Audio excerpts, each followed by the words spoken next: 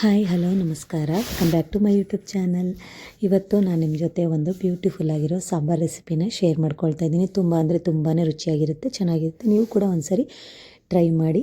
ಯಾವ ಸಾಂಬಾರಪ್ಪ ಅಂದರೆ ಮೊಳಕೆ ಕಟ್ಟಿರೋವಂಥ ಹುಳ್ಳಿಕಾಳು ಸಾಂಬಾರು. ತುಂಬ ಅಂದರೆ ತುಂಬಾ ಚೆನ್ನಾಗಿರುತ್ತೆ.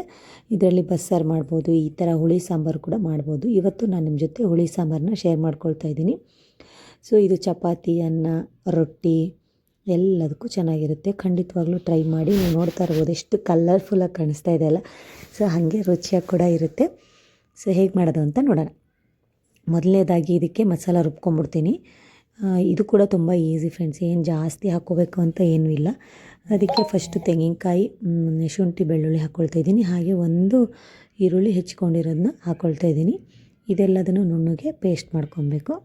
ತುಂಬ ಅಂದರೆ ತುಂಬ ಈಸಿ ಸಾಂಬಾರು, ಹಾಗೆ ರುಚಿ ಕೂಡ ಅಲ್ಟಿಮೇಟ್ ಆಗಿರುತ್ತೆ. ನಮ್ಮ ಮನೆಯವ್ರಿಗೆ ಎಲ್ಲರಿಗೂ ಫೇವ್ರೇಟ್ ಇದು.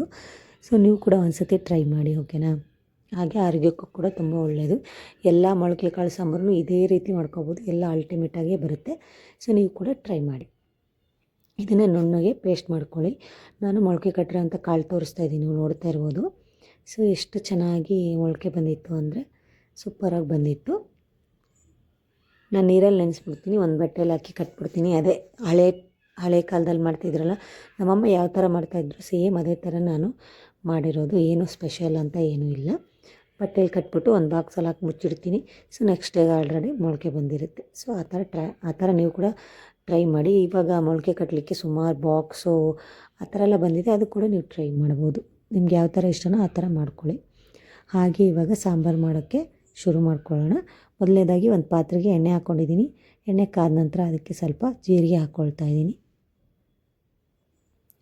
ಒಣಮೆಣ್ಸಿನ್ಕಾಯಿ ಹಾಕ್ಕೊಳ್ತಾ ಇದ್ದೀನಿ. ಇದೆಲ್ಲದನ್ನು ಸ್ವಲ್ಪ ಶಾಲೋ ಫ್ರೈ ಮಾಡ್ಕೊಳ್ಳೋಣ. ನಿಮಗೆ ನಾನು ಮಾಡ್ತಾ ಇರೋ ರೆಸಿಪಿ ಇಷ್ಟ ಆಗಿದ್ದರೆ ಲೈಕ್ ಮಾಡೋದನ್ನ ಮರಿಬೇಡಿ. ಹಾಗೆ ನನ್ನ ಚಾನಲ್ನ ಸಬ್ಸ್ಕ್ರೈಬ್ ಮಾಡೋದು ಕೂಡ ಮರಿಬೇಡಿ. ಇದೇ ಥರ ತುಂಬ ವೆರೈಟೀಸ್ ಆಫ್ ರೆಸಿಪೀಸ್ನ ನಾನು ನನ್ನ ಚಾನಲಲ್ಲಿ ಹಾಕ್ತಾಯಿರ್ತೀನಿ.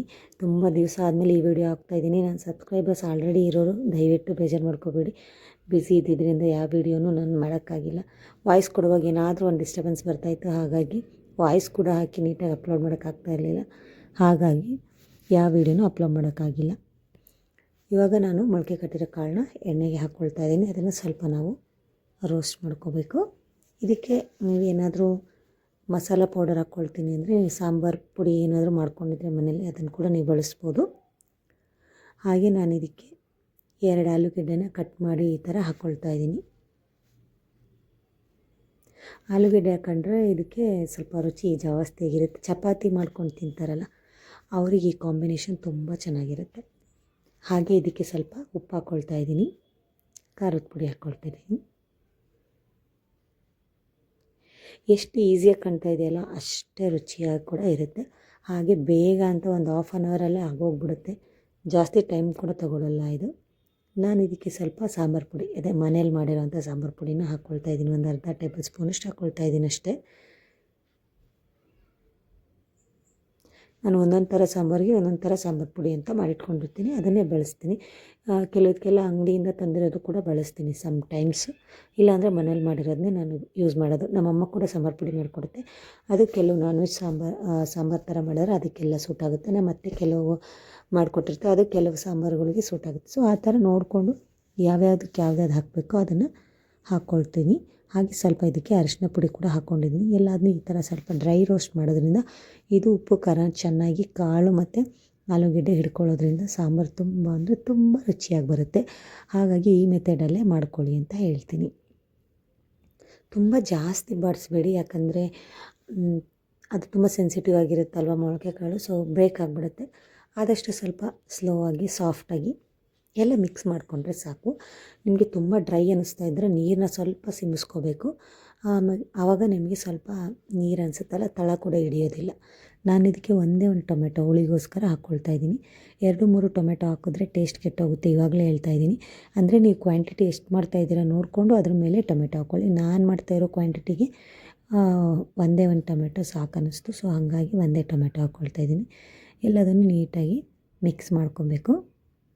ನೀವು ಮೊಳಕೆ ಕಟ್ಟಿ ತಿರುಗಿ ಮಾಡೋಕ್ಕೆ ಆಗಿಲ್ಲಪ್ಪ ನಮಗೆ ಅನ್ನೋರು ಅದನ್ನು ಬೇಗನೆ ಮೊಳಕೆ ಬಂದ ತಕ್ಷಣ ತೆಗೆದು ಫ್ರಿಜ್ಜಲ್ಲಿ ಇಟ್ಬಿಡಿ, ಇಲ್ಲಾಂದರೆ ಸ್ಮೆಲ್ ಬಂದುಬಿಡುತ್ತೆ. ಅದನ್ನೆಲ್ಲ ನೀವು ನೋಡ್ಕೊಬೇಕು, ಇಲ್ಲಾಂದರೆ ಸಾಂಬಾರುಗಳು ಕೆಟ್ಟೋಗ್ಬಿಡುತ್ತೆ, ಸ್ಮೆಲ್ ಬರೋಕ್ಕೆ ಸ್ಟಾರ್ಟ್ ಆಗುತ್ತೆ, ಚೆನ್ನಾಗಿರಲ್ಲ.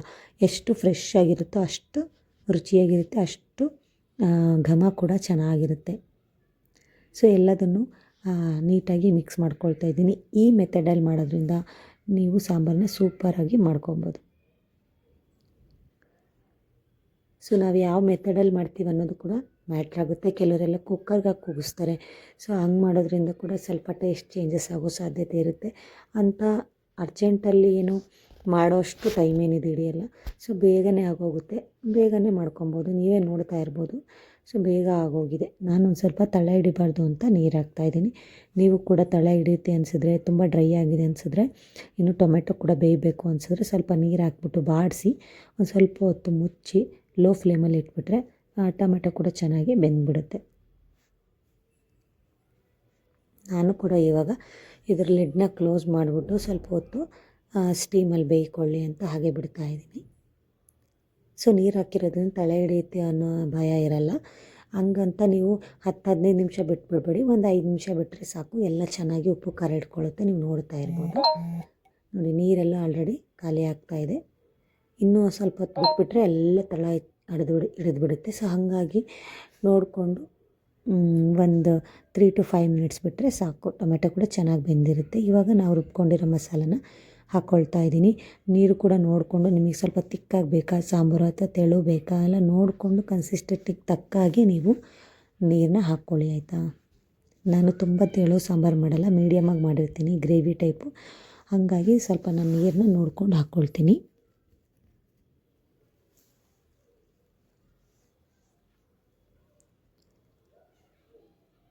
ನಾನು ಇದನ್ನು ಮಿಕ್ಸ್ ಮಾಡಿಕೊಂಡು ನೀಟಾಗಿ ಉಪ್ಪು ಖಾರ ಎಲ್ಲ ಚೆನ್ನಾಗಿದೆಯಾ ಕರೆಕ್ಟಾಗಿದೆಯಾ ಅಂತಲೂ ಚೆಕ್ ಮಾಡಿಕೊಂಡು ಬೇಕಿದ್ದರೆ ಹಾಕ್ಕೊಳ್ತೀನಿ. ಇಲ್ಲ ನೀವು ಒಂದು ಕುದಿ ಬರೋವರೆಗೂ ವೇಟ್ ಮಾಡಿ, ಆವಾಗ ಕೂಡ ನೀವು ಚೆಕ್ ಮಾಡಿ ಉಪ್ಪು ಖಾರ ಒಂದು ಕುದಿ ಬಂದಾಗ ಕರೆಕ್ಟಾಗಿ ಗೊತ್ತಾಗುತ್ತೆ ನಿಮಗೆ. ಆವಾಗ ನೋಡಿ ನಿಮ್ಮ ಹದಕ್ಕೆ ತಕ್ಕನಾಗಿ ಉಪ್ಪು ಖಾರನ ನೀವು ಹಾಕ್ಕೊಬೋದು. ಸೊ ನಾನು ಅದೇ ಮೀಡಿಯಮ್ ಕನ್ಸಿಸ್ಟೆನ್ಸಿ ಮಾಡೋದ್ರಿಂದ ತುಂಬ ಜಾಸ್ತಿ ನೀರೇನು ಹಾಕ್ಕೊಳ್ತಾ ಇಲ್ಲ. ನೋಡಿಕೊಂಡು ನನಗೆ ಯಾವ ಥರ ಬೇಕೋ ಆ ಥರ ಮಾಡ್ಕೊಳ್ತಾ ಇದ್ದೀನಿ. ಹಾಗೆ ದೋಸೆ ಕೂಡ ಇದು ಚೆನ್ನಾಗಿರುತ್ತೆ ಗೊತ್ತಾ sambar. Same non veg taste ಹೆಂಗಿರುತ್ತೋ ಅದೇ ರೀತಿ ಬರುತ್ತೆ ಇದು. ಈ ಪ್ರೊಸೀಜರಲ್ಲಿ ಮಾಡೋದ್ರಿಂದ ತುಂಬ ಸಿಂಪಲ್ಲು, ಹಂಗೆ ರುಚಿಯಾಗಿರುತ್ತೆ. ಈ ಥರ ಎಲ್ಲದನ್ನು ನೀಟಾಗಿ ಮಿಕ್ಸ್ ಮಾಡಿ, ಈ ಟೈಮಲ್ಲಿ ಬೇಕಿದ್ರೆ ನೀವು ಉಪ್ಪು ಸರಿ ಇದೆಯಾ ಇಲ್ಲ ನೋಡ್ಕೊಂಡು ಕೂಡ ಹಾಕ್ಕೊಬೋದು. ಆಲ್ರೆಡಿ ಉಪ್ಪು ಕರಗಿರುತ್ತೆ, ಫಸ್ಟ್ ಹಾಕಿರ್ತೀವಲ್ಲ ಉಪ್ಪೆಲ್ಲ ಕರಗೋಗಿರುತ್ತೆ ಅಲ್ಲ. ಈಗ ನಾನು ಚೆಕ್ ಮಾಡ್ಕೊತಾ ಇದ್ದೀನಿ.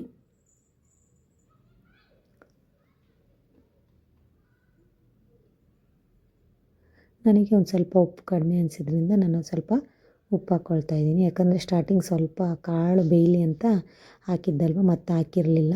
ಹಾಗಾಗಿ ನೀರೆಲ್ಲ ಹಾಕಿರೋದ್ರಿಂದ ಸ್ವಲ್ಪ ಉಪ್ಪು ಬೇಕಾಗುತ್ತೆ. ಹಾಕಿ ಚೆನ್ನಾಗಿ ಮಿಕ್ಸ್ ಮಾಡ್ತಾಯಿದ್ದೀನಿ. ಯಾವಾಗಲೂ ಸಾಂಬಾರು ಮಾಡುವಾಗ ಕಲ್ಲುಪ್ಪನ್ನೇ ಬಳಸಬೇಕು. ತುಂಬ ಜನ ಸಣ್ಣ ಉಪ್ಪು ಬಳಸ್ತಾರೆ, ಅದರಿಂದ ಸ್ವಲ್ಪ ರುಚಿ ಕಡಿಮೆ ಆಗುತ್ತೇನೋ ಅಂತ ನನ್ನ ಪರ್ಸ್ನಲಾಗಿ ಅನಿಸುತ್ತೆ. ಹಾಗಾಗಿ ನಾನು ಯಾವಾಗಲೂ ಕಲ್ಲುಪ್ಪನ್ನೇ ಬಳಸೋದು. ನೋಡ್ತಾ ಇರ್ಬೋದು ನೀವು, ಚೆನ್ನಾಗಿ ಇವಾಗ ಕುದಿ ಬಂದಿದೆ ಸಾಂಬಾರು. ನೋಡಿ ಕಾಳೆಲ್ಲ ಎಷ್ಟು ಚೆನ್ನಾಗಿ ಬೆಂದಿದೆ, ಮತ್ತು ಒಡೆದು ಕೂಡ ಹೋಗಿಲ್ಲ, ಯಾವುದು ಕಾಳು ಒಡೆದೋಗಿಲ್ಲ. ಹಾಗೆ ಆಲೂಗಡ್ಡೆ ಹಾಕಿರೋದು ಕೂಡ ಚೆನ್ನಾಗಿ ಬೆಂದಿರುತ್ತೆ. ಸೂಪರಾಗಿರುತ್ತೆ ಮಾತ್ರ, ಟೇಸ್ಟು ಕೂಡ ಅಲ್ಟಿಮೇಟಾಗಿರುತ್ತೆ. ಇದಕ್ಕೆ ಮೇಲ್ಗಡೆ ಸ್ವಲ್ಪ ಕೊತ್ತಂಬರಿ ಸೊಪ್ಪು ಹಾಕ್ಕೊಂಬಿಟ್ರೆ ಬ್ಯೂಟಿಫುಲ್ಲಾಗಿ ಕಾಣುತ್ತೆ. ನೋಡಿ ಎಷ್ಟು ಚೆನ್ನಾಗಿರುತ್ತೆ. ಹಾಗೆ ಸ್ವಲ್ಪ ಅದು ಹಾಕಿದ ಮೇಲೆ ಒಂಚೂರು ಕುದಿಸೋದ್ರಿಂದ ಅದರ ಫ್ರಾಗ್ರೆನ್ಸು ಕೂಡ ಸಾಂಬಾರಲ್ಲಿ ಬಿಟ್ಕೊಳ್ಳುತ್ತೆ, ಕೊತ್ತಂಬರಿ ಸೊಪ್ಪಿಂದು. ಚೆನ್ನಾಗಿರುತ್ತೆ.